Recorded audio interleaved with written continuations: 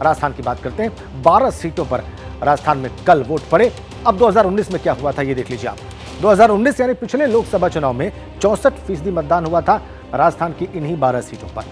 इस बार 57% मतदान हुआ, 7% की यहां पर गिरावट आ गई राजस्थान में। क्यों? उत्साह तो आप देख रहे हैं। मंजू जी मेरे साथ हैं। मैं मंजू जी को बधाई देता हूं। आपको बहुत बहुत बधाई। जो लगातार 14 और 19 का इतिहास राजस्थान दोहराएगा। मुझे लग रहा है कि यहाँ पर बदलाव होगा और जो भाजपा की सरकार 4 महीने से बनी है प्रदेश में, वो भी कोई खास अपना इंप्रेशन नहीं छोड़ पाई है। और 10 साल से दिल्ली में बीजेपी की सरकार है। लोग ये चुनाव जो है बदलाव का चुनाव होगा।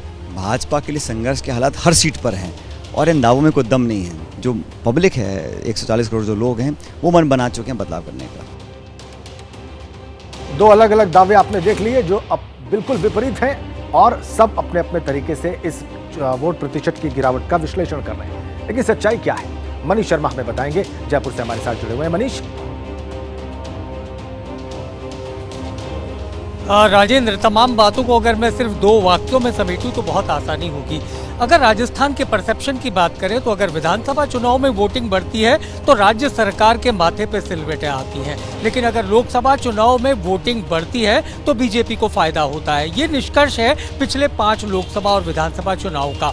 राजस्थान में जिन 12 सीटों पर कल मतदान हुआ, राजेंद्र, सबसे अहम बात वहाँ मार्शल कौम यानी कि जाट, राजपूत, इसके अलावा मीणा और गुर्जर वो डिसाइडिंग होते हैं। इन तमाम 12 सीटों का अगर ट्रेंड देखें, खासतौर पर श्री गंगानगर, झुंझुनू और जयपुर ग्रामीण, इनमें 8 से 9% तक की मतदान की गिरावट हुई है। ये अलार्म है बीजेपी के लिए, क्योंकि आधे राजस्थान में वोटिंग हो चुकी है। 13 सीटें वो हैं जहां पर सामान्य मतदाताओं का बाहुल्य है। बीजेपी को उम्मीद करनी चाहिए कि इन 13 सीटों पर अगर अच्छी वोटिंग होती है तो उसको फायदा होगा और पीछे की जो 12 सीटें हैं उसकी कवर वो कर पाएगी। लेकिन इन 12 सीटों पर जो कम मतदान हुआ वो बीजेपी नेताओं के चेहरे पर शिकन लाने के लिए काफी है। दूसरी तरफ कांग्रेस जो है वो ये दावा कर सकती है कि ये जो मार्शल कौम, खासतौर पर जाट समाज जो है वो हमेशा कांग्रेस के साथ रहता है और पिछले विधानसभा चुनाव में भी कांग्रेस को उन्होंने जमकर वोट किया था। तो अगर इन सीटों पर ये मतदाता खुलकर वोट किए हैं और दूसरी तरफ बीजेपी का वोटर या उनका कार्यकर्ता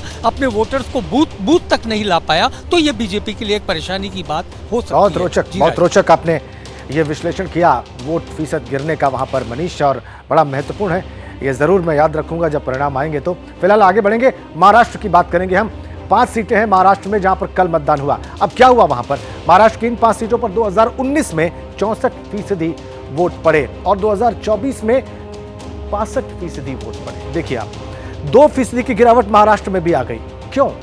इसका कारण हम समझने के लिए रुख करेंगे मृत्युंजय का। महाराष्ट्र के चंद्रपुर से हमारे साथ कनेक्ट है। लगातार आपने वोटिंग पर निगाह रखी, मृत्युंजय, आपको क्या कारण समझ में आ रहा है यहां भी वोटिंग की गिरावट का? देखिए, अगर मैं वोटिंग की गिरावट के बारे में बात करूं तो 3 बातों का जिक्र करना चाहूँगा। एक तो जो मेरा पहला ऑब्जर्वेशन था कि जो उत्साह 2014 और 2019 के लोकसभा चुनाव के लिए था, वो उत्साह कल नहीं दिखा। पहला ये फैक्टर नज़र आया। दूसरा जो फैक्टर है, बहुत सारे मतदाता मतदान केंद्रों पर पहुंचे लेकिन उनका नाम मतदाता सूची में नहीं था। कई बार उन्होंने चक्कर लगाए लेकिन उन्हें उनका नाम नहीं मिला। कई लोग परेशान भी नजर आए। तीसरा जो हम देख रहे थे, स्थानीय लोग जो खास करके जो पॉलिटिकल पार्टी के कार्यकर्ता होते हैं, क्षेत्रीय नेता होते हैं, बूथ लेवल के नेता होते हैं, वो मतदाताओं को लेकर आते हैं। वो तस्वीर मुझे इस बार कम नजर आई या ना के बराबर नजर आई। और सबसे महत्वपूर्ण फैक्टर जो मैं खुद फील कर रहा हूँ, तापमान। कल 43 डिग्री का तापमान था चंद्रपुर में और लगभग पूरे विदर्भ रीजन में 5 क्षेत्रों में यही तापमान था। अभी मैं जब आपसे बात कर रहा हूँ, इस समय चंद्रपुर का तापमान 37 डिग्री सेल्सियस है। तो कल गर्मी बहुत ज़्यादा थी और ये पिछले कई दिनों से यहाँ पर ये मौसम में इस प्रकार की गर्मी देखी जा रही है। यहाँ पर तापमान 48-50 डिग्री तक भी जाता है। ये महत्वपूर्ण बातें हमने आपको बताई। लेकिन इस बीच एक अच्छी खबर भी बता दूं कि गढ़चिरौली, जो कि नक्सल प्रभावित इलाका है, वहाँ पे 66% से अधिक मतदान हुआ है बिना किसी हिंसा के। ये बड़ी सकारात्मक बात भी देखने को मिली कि 5 कॉन्स्टिट्यूएंसी में किसी प्रकार की कोई हिंसा नहीं हुई। महत्वपूर्ण बात है कि गढ़चिरौली में, जहां पर याद होगा पिछली बार कमांडो, हमारे 18 कमांडो शहीद हो गए थे पहली चरण के चुनाव में, कल कोई भी हिंसा नहीं हुई और बड़ी शांतिपूर्ण तरीके से वाकई ये अच्छी खबर दे रहे हैं आप मृत्युंजय। इसमें कोई शक नहीं है कि गढ़चिरौली में कोई हिंसा नहीं हुई, बल्कि सारे क्षेत्र में कोई हिंसा नहीं हुई। और आप ये कह रहे हैं कि हीट वेव सबसे बड़ा कारण आपको दिखाई देता है इस कम मतदान के पीछे। जैसे ही घड़ी का काटा दोपहर 2:30 पे आए, बबीता जी का दिल सास बहू साजिश के लिए मचल जाए।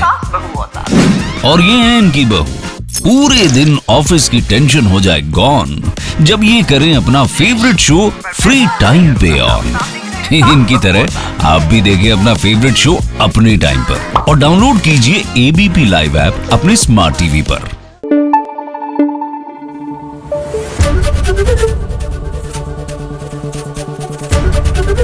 एबीपी न्यूज आपको रखे आगे।